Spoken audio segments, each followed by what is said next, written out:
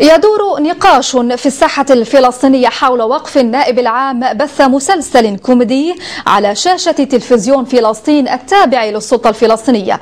فريق المسلسل يقول إنه مصر على عرض أعماله ولو عن طريق المسارح، ومؤسسات تقول إن وقف البث قد يمهد لما هو أكثر في التعرض للحرية الإعلامية. مراسلنا جهاد بركات تابع النقاش الدائر بالتقرير التالي.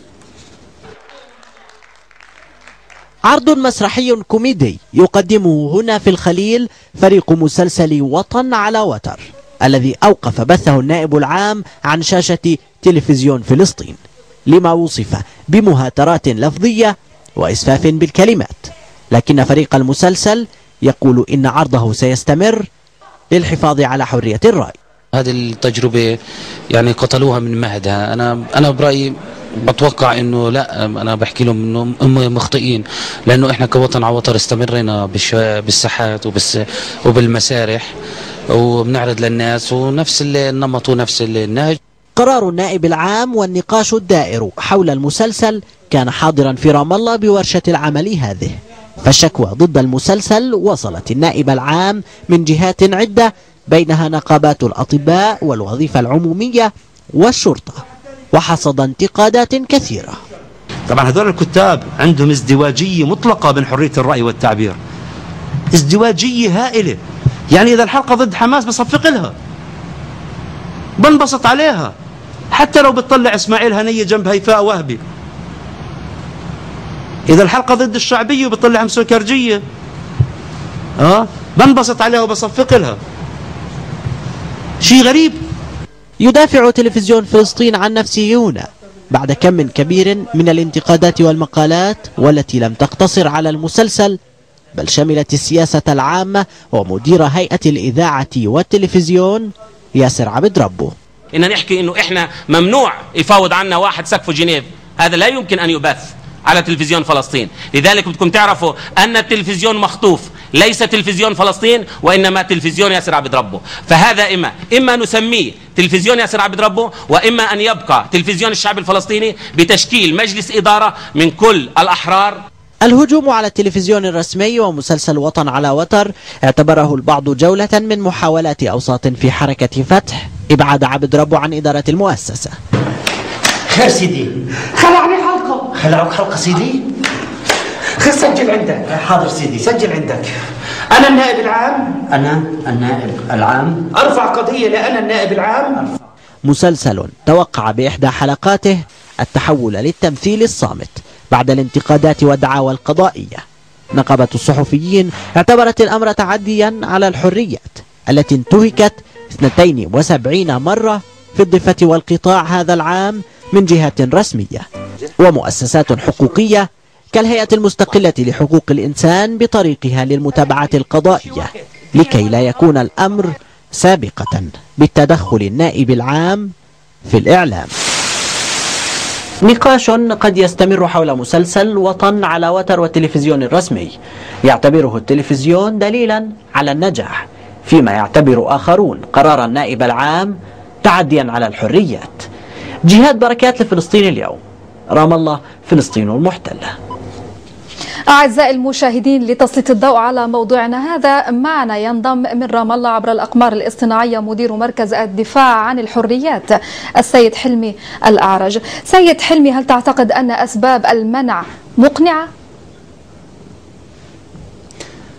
لا أعتقد ذلك، بالعكس يعني أعتقد أن هناك تعديا على الحريات العامة وحرية التعبير التي كفلها القانون الأساسي وقبلها وثيقة الاستقلال الفلسطيني، وهو يعتبر تدخل سافر من النائب العام وتعسف في استعمال القانون يؤدي إلى قمع الحريات وكبتها، وهو أصلا ما يعانيه المجتمع الفلسطيني طوال الوقت من قبل الاحتلال. وبالتالي ليس مقبولا أن تقدم السلطة الوطنية التي تقول وتدعي بأنها تحترم الحريات وحرية التعبير، وهذا ما جاءت عليه في القانون الأساسي.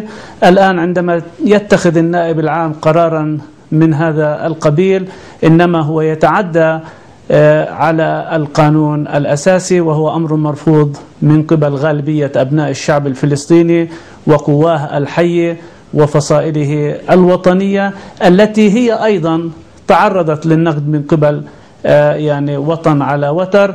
ولكن أن يكون هناك نقدا هذا أمر، وأن يتم حرمان الناس من إذن سيد حلمي، ما الدافع لهذا القرار؟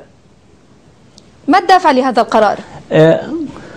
نعم، يعني الدافع لهذا القرار ظاهريا هو يعني طبيعة مجريات البرنامج، وما يقدم من نقد يعني صريح وقوي اتجاه العديد من الأشخاص والمؤسسات وأداء السلطة، ولكنه يعني يقدم للعام الثالث على التوالي.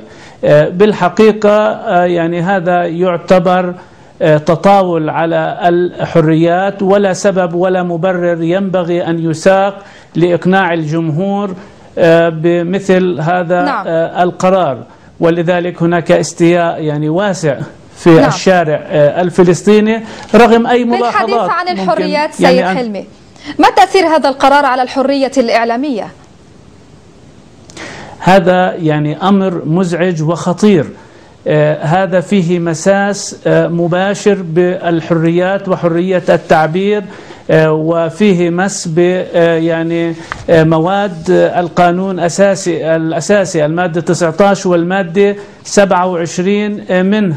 هذا يمس الركائز الديمقراطية للنظام السياسي الفلسطيني، الأمر الذي سيؤثر لاحقا على كل حرية التعبير والرأي والفن والإبداع والنقد.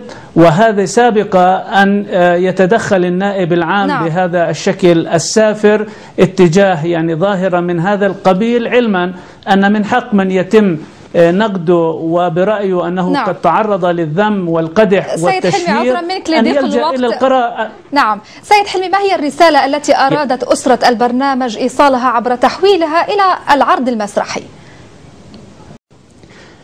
أنها مصممة على أن تواصل رسالتها للمجتمع الفلسطيني ونقدها يعني البناء لكل الظواهر السلبية، وأن قرار النائب العام لن يلجمها، بالعكس هي سوف تتوجه للناس، للشارع، للميدان، وهي ستواصل يعني هذه الرسالة رغم هذا القرار التعسفي وغير المقبول من قبل الجمهور الفلسطيني. أشكرك مدير مركز الدفاع عن الحريات السيد حلمي الأعرج، وكنت معنا من مدينة رام الله. شكرا لك.